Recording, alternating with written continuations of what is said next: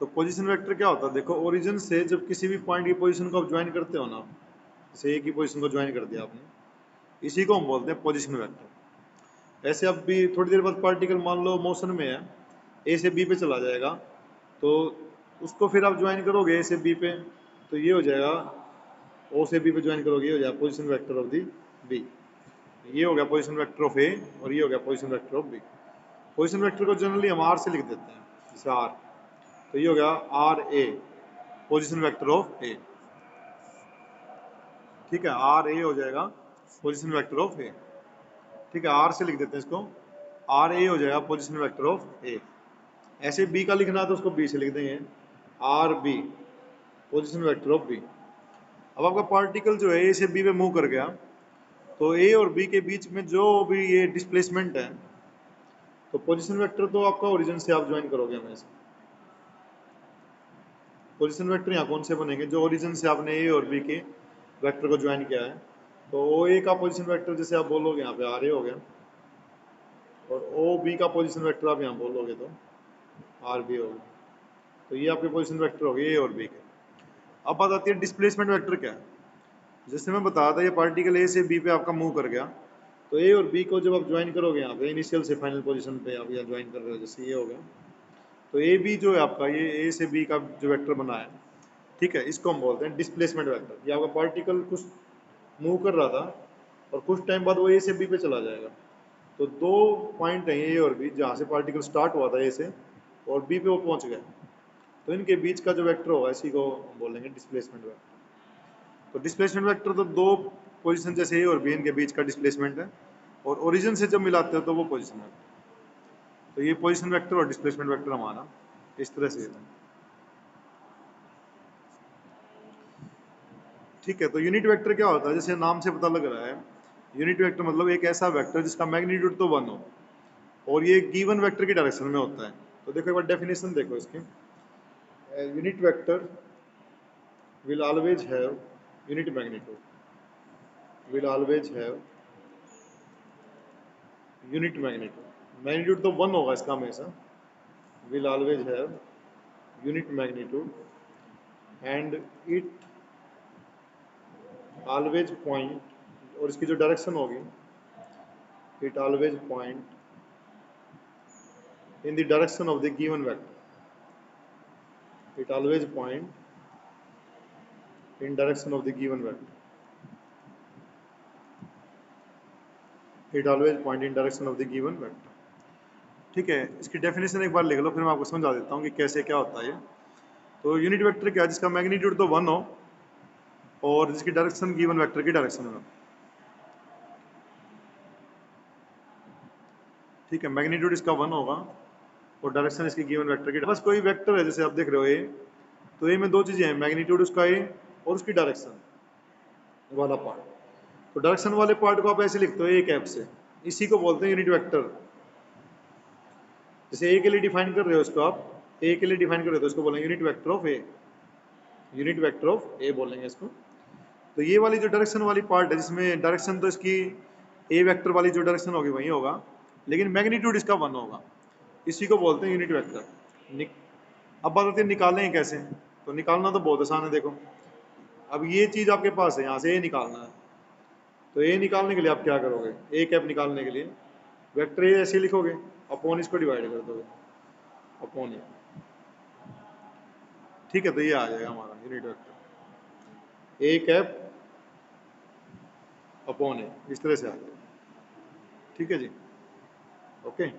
तो ये हमारा यूनिट वेक्टर आ गया A cap equal to A upon A. Clear. अब ये जो यूनिट वेक्टर है इसको निकालते कैसे न्यूमेरिकल्स में, वो मैं आपको एग्जांपल समझाऊंगा, पर अभी नहीं हो पाएगा, वो 3-4 दिन अभी लगेंगे उसमें। ठीक है, तो ये भी आप सीख लो, ए कैप कैसे निकलेगा। वेक्टर जब भी किसी वेक्टर को उसके मैग्नीट्यूड से डिवाइड करते हैं तो यूनिट वेक्टर निकल जाएगा। अब बात आती है, देखो यूनिट वेक्टर हमारे यूज कहाँ होते हैं। जैसे हमारे 3 एक्सिस होते हैं, एक्स एक्सिस, वाई एक्सिस और जेड एक्सिस। 3 डायमेंशन में 3 एक्सिस हम यूज करते हैं, एक्स एक्सिस, वाई एक्सिस और जेड एक्सिस। तो आपको कोई बोलता है, जैसे आपका फ्रेंड बोलता है आप 10 मीटर एक्स की तरफ गए या 10 मीटर वाई की तरफ गए या 10 मीटर जेड की तरफ गए, तो आप खाली 10 लिखोगे तो उससे पता नहीं लगेगा कि आप एक्स की तरफ गए हो या वाई की तरफ गए हो या जेड की तरफ गए हो। तो इसी तरह से एक्स की, वाई की और जेड की एक यूनिट वेक्टर हम डिफाइन करते हैं। तो एक्स को जब भी हम रिप्रेजेंट कर रहा है उसका यूनिट वेक्टर होगा आई, वाई को जब भी लिखना है उसका यूनिट वेक्टर होगा जे, और जेड को जब भी लिखना है उसका यूनिट वेक्टर होगा के। तो एक्स के लिए जो बेस वेक्टर है या यूनिट वेक्टर है वो आई होता है, वाई के लिए जे होगा और जेड के लिए के होगा। Okay, they are the unit vector for the X Y and Z. अब कोई तुम्हारे को बोलता है 10 मीटर तुम गए एक्स की तरफ, तो कैसे लिखना, देखो उसको 10 मीटर तो लिखोगे 10, और एक्स की तरफ गए हो तो एक्स का यूनिट वेक्टर क्या है आई। तो जब तुम पीछे आई लगा दोगे तो ये अंडरस्टूड है अपने आप में कि तुम एक्स की तरफ जा रहे हो। ऐसे तुम ऐसे मान लो ऐसे लिख देते हो 15 जे, तो ये अपने आप में बन गया कि 15 मीटर गए हो तुम जे की तरफ, मतलब वाई की तरफ। तुम ऐसे लिखते हो 20 के, तो इसका मतलब स्मॉल क्या आएगा ये, तो तुम ये 20 के लिखते हो तो इसका मतलब कि तुम 20 मीटर गए हो जेड की तरफ। तो आई जे के जो है यूनिट वेक्टर हमारे एक्स एक्सिस का, वाई का और जेड का रिस्पेक्टिवली।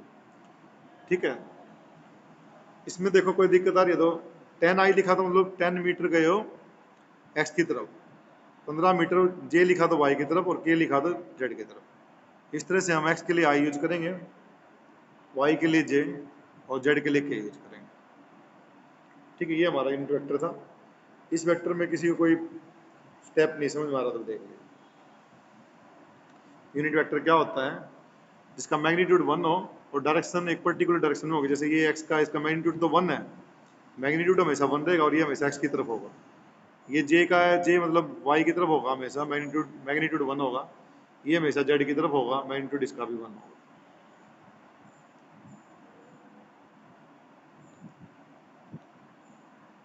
चलिए, ये किसी का नोट होना रहता है, इसमें किसी को दिक्कत रेज एंड करेगा, ऐसे नहीं बोलेगा ये, फिर मैं पूछ लूंगा तो क्या प्रॉब्लम। इसमें किसी को दिक्कत है या नोट होना नहीं हुआ तो रेज कीजिए। तो जो जीरो वेक्टर है या नल वेक्टर है, ये हमारा थर्ड टाइप का वेक्टर है यहाँ पे आज। तो जैसे मैं एक एग्जांपल देता हूँ, जैसे आपको एक वेक्टर ए लिया हमने, उसी में इसका नेगेटिव वेक्टर ऐड किया माइनस ए का नेगेटिव वेक्टर माइनस ए बनेगा, तो इसका रिजल्ट क्या आएगा आप बताइए। ए में ए का ही नेगेटिव वेक्टर ऐड किया हमने, तो what is the answer, answer क्या आएगा बताइए, आपको रिप्लाई करना है जी। ए में ए का नेगेटिव, तो zero vector will always have zero magnitude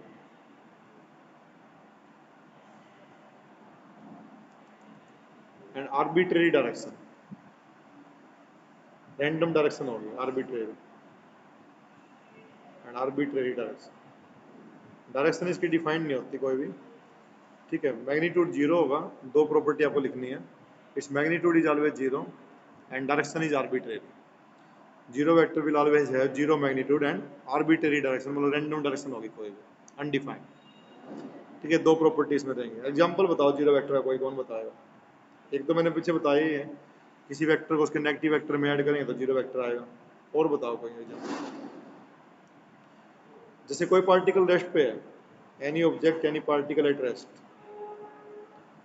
तो उस पार्टिकल का मैं वेलोसिटी निकालूं, तो उस पार्टिकल की वेलोसिटी कितनी होगी वो रेस्ट पे है तो पार्टिकल यदि रेस्ट पे है उसकी वेलोसिटी आप सिंपली बता सकते हो कि जीरो वेक्टर हो। सेकंड एग्जांपल ले लो, किसी बॉल को आप एयर में थ्रो करते हो, जैसे एक बॉल को आपने एयर में थ्रो कर दिया यहाँ से, तो वो ऊपर जाएगी डेफिनेटली। ठीक है, तो ऊपर जाएगी तो टॉप पॉइंट पे, ये टॉप पॉइंट आ गया, टॉप पॉइंट में वेलोसिटी कितनी होगी उसकी, यहाँ से अपने वी वेलोसिटी से 10 मीटर पर सेकंड से फेंका, तो टॉप पॉइंट में उसकी वेलोसिटी हो जाती है जीरो। तो इसलिए कुछ प्रॉब्लम हमारी फिजिक्स की ऐसी आएंगी जहाँ पे हमें जीरो वेक्टर की बार बार जरूरत पड़ेगी। अब ये बॉल वापस आती है, मान लो आपके पास, आपके हैंड में आपने फेंका नीचे से और उसी पॉइंट पे वापस आती है, तो डिस्प्लेसमेंट कितना होगा इसका, जीरो, है ना। जीरो वेक्टर, तो इस तरह से हमें जीरो वेक्टर की कहीं पे कई जगह ऐसी होती है हमारी जहाँ हमें जीरो वेक्टर की आवश्यकता होती है। तो ये हमारा जीरो वेक्टर था, 1 मार्क्स में 2 मार्क्स में ये जीरो वेक्टर यूनिट वेक्टर काफ़ी इंपॉर्टेंट आते रहते हैं। इसमें देखो किसी को कोई पॉइंट पूछना है तो बताओ, नहीं तो फिर आगे चलते हैं।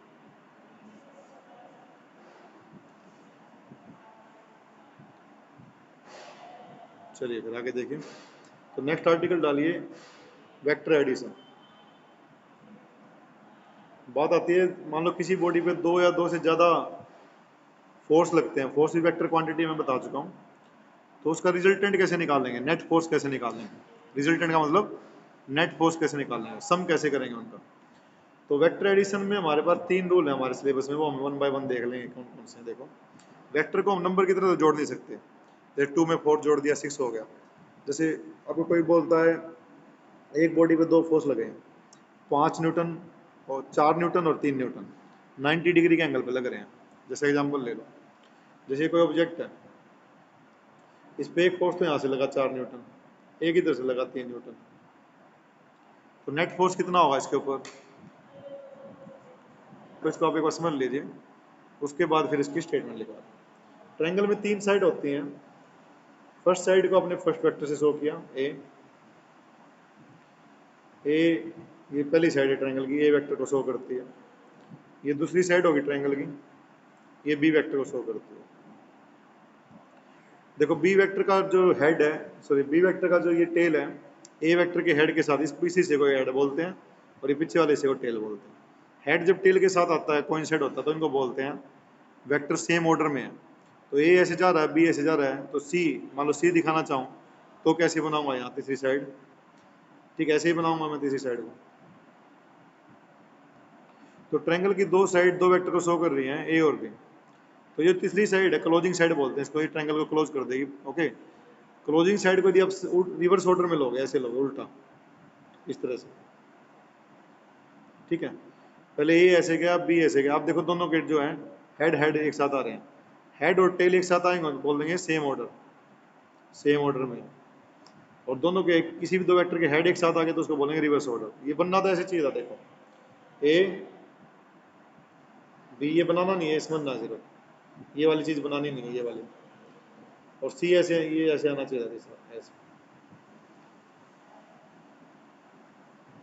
देखो ऐसे बनता तो ये हेड, ये इसका टेल, ये हेड, ये इसका टेल, ऐसे बनता तो इसको बोलते हैं सेम ऑर्डर, ये तीनों वेक्टर सेम ऑर्डर में। लेकिन हमारा तो ऐसे नहीं बना, हमारा तो हमने तो ऐसे बनाया ए बी और ये उल्टा बनाया हमने। ओके, ठीक है, ये हमने उल्टा बनाया तीसरे बार। देखो तो अब समझो इसको क्या, देखो ट्रायंगल की 3 साइड हैं, दो साइड जो है दो वेक्टर को शो कर रही है, पहली साइड ए को शो करती है, दूसरी बी को शो करती है, और ए और बी सेम ऑर्डर में।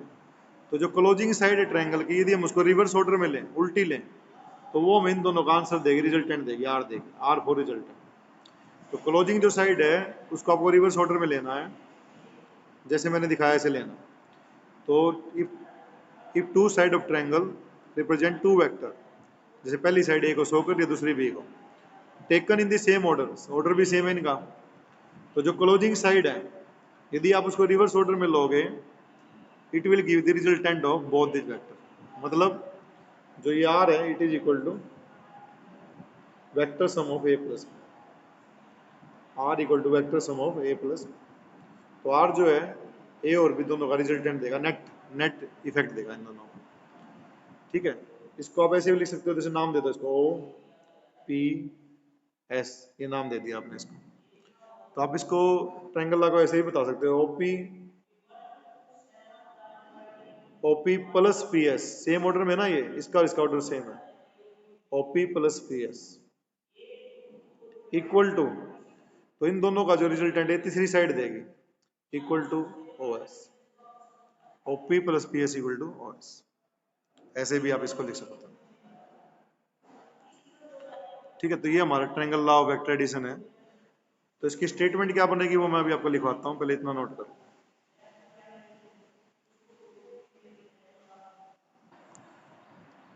According to triangle law of vector addition, according to triangle law of vector addition, if two vectors are represented by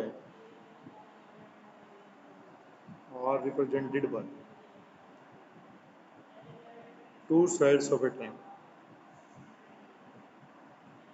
two sides of a triangle, if two vectors are represented by two sides of a triangle, two sides of a triangle taken in the same order, taken in the same order.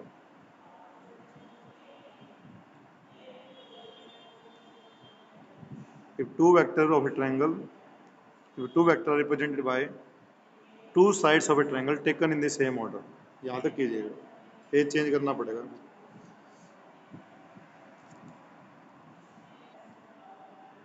Then closing side of triangle taken in the reverse order, closing side of triangle taken in the reverse order, taken in the reverse order will give the resultant, will give the resultant of these two vectors, will give the resultant of these two vectors.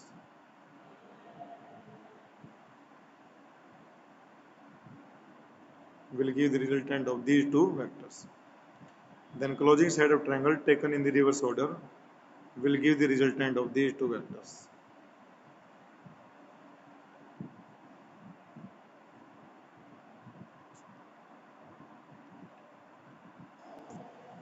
चलिए जाके देखिए जी, इसमें कोई दिक्कत तो बताओ जी किसी को. तो इसमें क्या था, दो वेक्टर दो साइड से रिप्रेजेंट किए हैं. तो जो तीसरी साइड होगी क्लोजिंग साइड, उसको रिवर्स ऑर्डर में लेना आपको, वो दोनों का रिजल्टेंट देगी जी.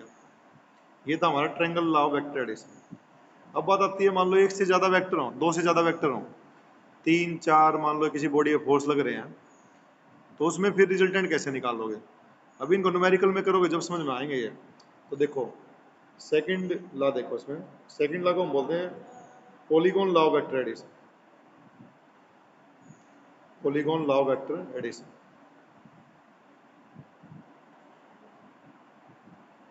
Polygon law of vector addition.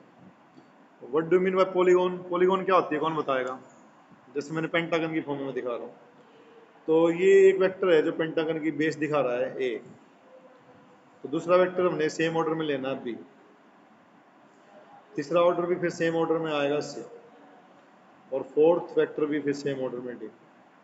तो ये चार वेक्टर हमने चार साइड से दिखाए हैं पेंटागन की. चार वेक्टर को चार साइड से दिखाया पेंटागन की, और सेम ऑर्डर में सारे, क्योंकि इसका हेड जो इसके टेल के साथ है, इसका हेड इसके टेल के साथ है, इसका हेड इसके टेल के साथ है. और जब ऐसा अरेंजमेंट होता है तो मैंने आपको ऑलरेडी बता दिया है, सेम ऑर्डर बोलते हैं उसको. तो जो क्लोजिंग साइड है वो इन सब का रिजल्टेंट देगी, लेकिन कब, जब उसको सेम ऑर्डर में लोगे या रिवर्स में लोगे, बताओ. ये क्लोजिंग साइड कैसे बन, ऐसे रिवर्स ऑर्डर में ऐसे बनेगी. तो closing side of pentagon will give the resultant of these all vector when taken in the reverse order, when taken in the reverse order. तो ये सारे तो देखो सेम ऑर्डर में है, ये उल्टा बनाया हमने, तो इसको बोलते हैं रिवर्स ऑर्डर. तो रिजल्टेंट जो R equal to A plus vector sum of A plus B plus C plus D. C के ऊपर वेक्टर का निशान लगा, सी प्लस डी. तो जो क्लोजिंग साइड है पेंटागन की, that will give the resultant of all these vectors, all these vector. इसकी स्टेटमेंट ध्यान कीजिएगा इसके, ये ठीक है, ये वाला मैथमेटिकल फॉर्म ध्यान कीजिएगा. बाकी यूज तो हम triangle law of vector addition ही करेंगे, और एक कल वाले लेक्चर में डिस्कस करेंगे parallelogram of law of vector addition, वो यूज करेंगे ज़्यादा, ये कम यूज होगा. बस पेपर में एक नंबर में पूछ ले जाए स्टेटमेंट क्या है, दो नंबर में पूछ ले, तब आपको बस स्टेटमेंट लिखना होगा इसका. मल्टीपल वेक्टर का रिजल्टेंट निकलेगा, ऐसे ए बी सी डी, और आर जो है क्लोजिंग साइड है वो रिवर्स ऑर्डर में लेंगे. तो देखो स्टेटमेंट क्या बनेगी वो देख लो एक बार. According to polygon law of vector addition, polygon law of vector addition, if number of vectors are represented by various side of, are represented by various sides of various sides of a polygon taken in the same order. Various side of a polygon taken in the same order. Taken in same order. Then the resultant is given by. Then the resultant is given by closing side of polygon is given by closing side of polygon.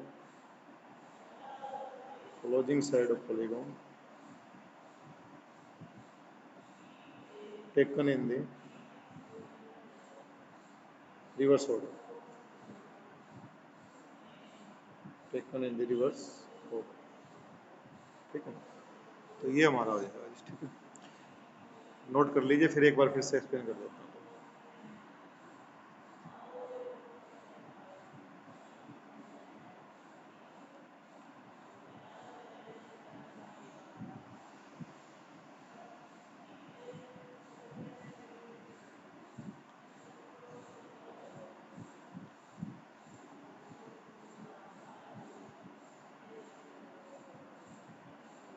बताइए जी, हो गया सभी का note? एक बार बताइए।